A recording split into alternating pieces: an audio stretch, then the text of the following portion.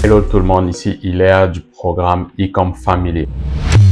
Alors, dans cette vidéo, je vais m'adresser à toi qui es débutant en dropshipping ou alors qui peine à débuter pour te dire quelques éléments que tu dois savoir avant vraiment de te décider de lancer une boutique en dropshipping ou alors d'essayer le business de dropshipping. Parce que en Afrique surtout, j'ai rencontré plusieurs personnes qui sont tombés sous le charme de certains formateurs, ont acheté des formations, plus tard se sont rendus compte malheureusement qu'elles ne pouvaient pas lancer une boutique en dropshipping.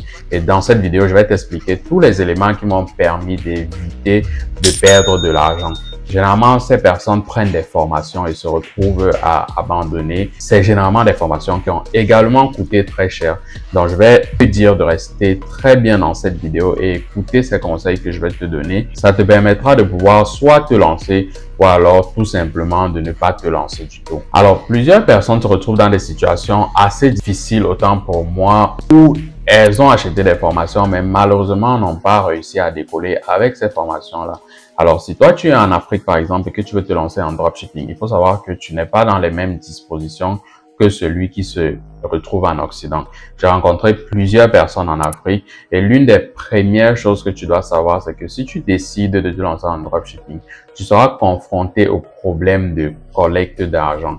Ça veut dire les personnes qui vont acheter sur ton site, comment est-ce que tu vas faire pour collecter leur argent? Et généralement, il y a plusieurs formateurs qui s'adressent uniquement aux personnes qui sont en Occident. Or, toi qui es en Afrique, tu as une approche. Alors, cette approche est celle de savoir que tu auras besoin forcément d'une société en offshore qui te permettra de pouvoir accéder aux banques en ligne. Ça peut être Wise, ça peut être Payoneer, que tu vas maintenant connecter sur ton site e-commerce pour pouvoir collecter l'argent des différentes personnes, surtout si tu veux vendre sur des marchés soit francophones comme en France, Belgique, ou alors anglophones comme aux États-Unis et en Australie. Si tu n'as pas ce prérequis, malheureusement, tu ne pourras pas lancer une boutique en dropshipping et tu ne pourras pas collecter les paiements des personnes qui viennent acheter sur ton site, peu importe ton niveau d'avancement dans le business.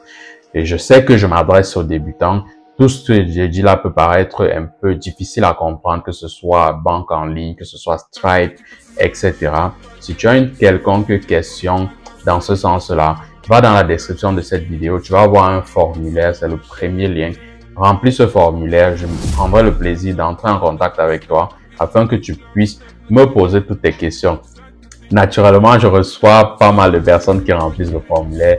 Donc, si toi également, tu veux te différencier, tout ce que tu as à faire, c'est d'aller en commentaire, saisir le hashtag #ecomfamily et like cette vidéo. Ça va me permettre de savoir que tu es une personne vraiment engagée et je pourrais te prendre pour répondre à tes questions. Alors, je ne dis pas ça pour te décourager parce que je sais que plusieurs personnes veulent lancer un business en ligne. Moi également, j'ai été dans cette situation.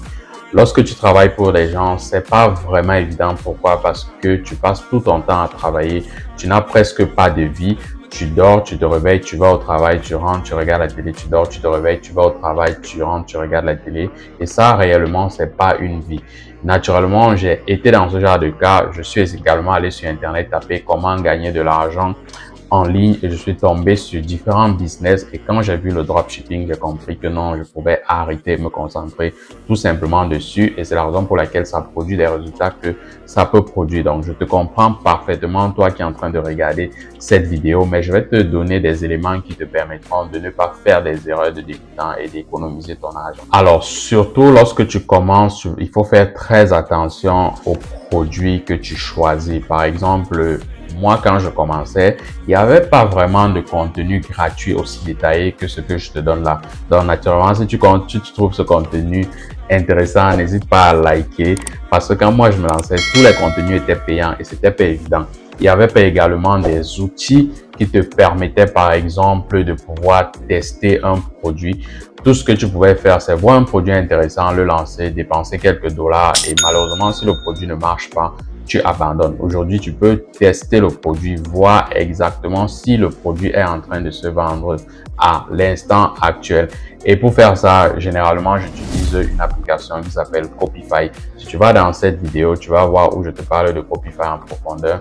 Naturellement, si à la fin de la vidéo, ça t'intéresse, tu vas en description, tu auras la possibilité de souscrire à l'une des offres de Copify pour pouvoir bénéficier de 30% de réduction. Donc, naturellement, quand tu n'as pas la possibilité vraiment de vérifier si un produit est réellement demandé, tu vas dépenser ton argent, etc. Donc, je ne vais pas te conseiller de le faire. Moi, ce que je faisais, contrairement à beaucoup de personnes qui vont chercher à faire un business en ligne lorsqu'ils n'ont pas d'argent, moi, j'ai pris le temps de réellement travailler, mettre de l'argent de côté parce qu'il fallait que je finance les publicités. Lorsque je tombe sur un produit qui ne marche pas malheureusement, je prends le temps de lancer un autre produit parce que j'avais suffisamment d'argent de côté. Or, il y a beaucoup de personnes en Afrique aujourd'hui qui achètent des formations, ils n'ont même pas le suivi du formateur et malheureusement, ils n'ont même pas d'argent suffisant pour pouvoir lancer des campagnes publicitaires. Donc, c'est tout ce que je te déconseille. Tu dois prendre le temps de mettre suffisamment d'argent de côté afin de savoir vraiment est-ce que tu peux te lancer et être constant dans le testing de tes différents produits. Si tu n'as pas beaucoup d'argent pour tester différents produits, prends le soin de tester avec des applications, que ce soit Google Trend, pour voir réellement si un produit est demandé à l'instant. Lorsqu'il s'agit du choix du produit, il faut savoir que la qualité de ton produit dépend vraiment du professionnalisme de ton fournisseur que tu vas trouver sur AliExpress. Et dans cette vidéo, je vais te donner l'outil gratuit que moi j'utilise pour tester l'efficacité et le professionnalisme de mon fournisseur sur AliExpress. Généralement, les débutants, tout ce qu'ils font, c'est d'aller trouver le produit le plus moins cher sur AliExpress dans le but tout simplement d'augmenter leur marge. Ils pensent que ça va leur permettre de gagner beaucoup d'argent. Ça, c'est exactement ce que je déconseille. Par exemple, moi, quand je commençais, heureusement, je suis tombé sur un produit gagnant qui a permis de faire quelques milliers d'euros de vente sur la boutique. Sauf que plus les commandes augmentaient, plus tu avais plusieurs plaintes aussi. Et ceci va faire en sorte que on va bloquer ta boutique parce que tu travailles à un fournisseur de mauvaise qualité. Mais il faut faire très attention à cet aspect-là. Et quand la boutique est fermée comme ça, tu tires une leçon et tu évites ce genre d'erreur. Et moi, qu'est-ce que j'utilise pour pouvoir évaluer l'efficacité de mon fournisseur sur AliExpress? C'est tout simplement le premier élément, c'est-à-dire est-ce qu'il travaille de manière professionnelle? Est-ce que c'est possible de communiquer avec lui? Est-ce qu'il a au moins 500 commandes sur l'article que je veux? Et est-ce qu'il a les reviews, les retours des utilisateurs qui ont déjà acheté le produit chez lui? Voilà d'abord quelques éléments qui te permettent de pouvoir entrer en communication avec le fournisseur et savoir si réellement il est quelqu'un de fiable avec qui on peut travailler. Parce que si tu vends des mauvais produits, comme je l'ai déjà dit précédemment, tu auras plusieurs retours et plusieurs plaintes de personnes qui feront en sorte qu'on bloque tout simplement ta boutique Shopify et que tu perds de l'argent. Et par exemple, Stripe se retrouve à rembourser tes potentiels clients que tu avais déjà. Naturellement, tu peux également demander à ton fournisseur s'il a du stock. Ceci te permet d'éviter de travailler avec des personnes qui font le dropshipping sur AliExpress. Donc, il te montre ton stock. Cela te permet également de pouvoir envoyer une image de ton stock à Stripe lorsque Stripe va vouloir vérifier ton compte. Parce que c'est également une difficulté que plusieurs personnes ne savent pas encore. Parfois, pour vérifier ton compte Stripe te demande le stock. Et si vraiment tu as des difficultés à créer un compte Stripe, n'hésite pas à entrer en contact avec moi. Ça peut être sur mon Instagram. Vas-y, tu m'écris, tu me dis que tu veux essayer d'avoir un compte Stripe. Il faut savoir que moi, je parviens à faire des comptes Stripe qui font des paiements en 3 jours. Regarde par exemple cette capture d'écran de l'un des comptes que j'ai créé tout récemment qui me dit directement que j'aurai accès au paiement en 3 jours à travers Stripe. Alors, un autre élément sur lequel tu vas t'appuyer pour réellement avoir une boutique en dropshipping qui explose, c'est la qualité de la boutique que tu as. Alors, c'est très important parce qu'il faut savoir que avant, plusieurs personnes se sont fait arnaquer par des boutiques en dropshipping, les vendeurs qui ne livraient jamais. Et ils ont une image réelle du type de boutique qui ressemble au dropshipping. C'est typiquement des boutiques sur lesquelles tu verras par exemple les pop-up qui sortent de partout, des réductions qui sortent de partout. Tu vas voir également des times qui sont partout là. Ce sont avec plusieurs couleurs, des boutiques vraiment pas du tout professionnelles. Et lorsque un acheteur voit ce genre de boutique, tout simplement, il comprend que ça, c'est une boutique en dropshipping et que je ne devrais pas acheter là. C'est la raison pour laquelle tu vois des personnes qui lancent des boutiques, beaucoup de trafic, mais zéro vente parce que la boutique ressemble réellement à une boutique de dropshipping qu'ils ont déjà vu avant, peut-être en 2015 et ils ne s'en sont pas fait livrer. Donc, tu vas faire l'effort d'avoir une boutique professionnelle, comme je l'ai toujours expliqué, avec maximum 3 couleurs. La couleur blanche, la couleur noire et une troisième couleur pour faire tout simplement la transition. Je vais éviter des choses comme par exemple les tailles. timers, les pop-up, partager les codes promo par-ci par-là, parce que ça ressemblerait tout simplement à une boutique de dropshipping. Tu peux utiliser tout simplement une seule application qui te permet de mettre des éléments marketing sur ton site. Alors l'application, je ne vais pas la révéler ici, mais généralement je la relève en message privé ou alors à des personnes qui me contactent en privé. Et si tu ne sais pas à quoi ressemble une boutique professionnelle en dropshipping, j'ai fait une vidéo dans laquelle je te montre étape par étape comment est-ce que tu vas lancer une boutique en dropshipping. Surtout comment est-ce que tu vas construire ta boutique de manière professionnelle sur Shopify. Il faut savoir que si tu fais du dropshipping, essaye de faire en sorte que ta boutique ressemble au maximum à une boutique assez brandée. Ne fais pas juste une boutique basique avec le produit, etc. comme ce que je t'ai montré tout à l'heure. Essaye de rendre ta boutique le plus professionnelle possible avec des descriptions professionnelles, avec des personnes sur ta boutique qui ont des photos qui montrent comment elles ont porté le produit, etc. Que tu parles un peu de manière professionnelle du produit sur ta boutique. Cela donne l'image que tu as une personne qui sait pourquoi il vend ce produit et que tu as une personne qui pourra suivre le client s'il a un moindre problème avec son produit. Si tu ne le fais pas, ta boutique ressemblera tout simplement aux anciennes boutiques qui se lançaient il y a tout simplement 2 ans ou 3 ans et personne n'achètera dessus. Le dernier élément que tu dois savoir, dont parfois ton formateur ne te parle pas, c'est le marketing. Alors, le marketing, c'est très important pour quelqu'un qui fait un business de dropshipping.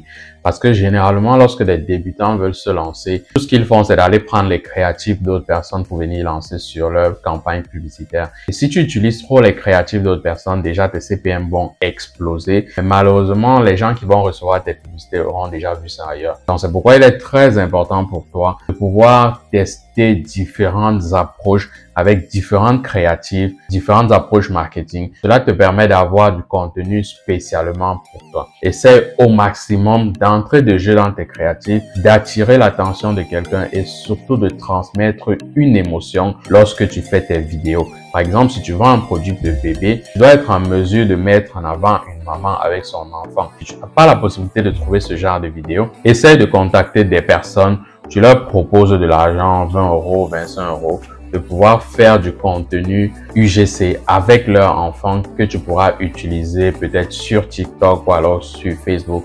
Lorsque tu as cette approche-là, les personnes qui reçoivent tes campagnes publicitaires voient qu'elles n'ont pas encore vu ça quelque part et que tu transmets de l'interaction. En tant que débutant en dropshipping, tu dois passer ton temps à faire plusieurs créatifs. Je suis fatigué de voir ces personnes-là qui se limitent à faire une vidéo, pensant qu'elles vont lancer la vidéo sur Facebook ou alors sur TikTok et ça va marcher. Vous devez tester plusieurs créatifs pour un produit, minimum 15 créatifs, parce que vous allez tester ces créatifs dans vos campagnes publicitaires et que dans chacune des créatives, il y a une approche marketing différente. Naturellement, tu ne vas pas te limiter à cela. Tu vas analyser les résultats derrière chaque créatif parce qu'il y en aura celles qui vont marcher et celles qui ne vont pas marcher. Si par exemple, tu as lancé une créative, analyse toujours les résultats derrière et moi j'ai mes KPI que je donne aux personnes que j'accompagne qui leur permettent généralement de pouvoir analyser leur créative et de pouvoir tirer des informations derrière. Tu peux utiliser vraiment des choses basiques telles que la durée moyenne de lecture, le nombre de personnes qui ont appuyé sur play lorsqu'ils regardaient la vidéo de ton produit, etc.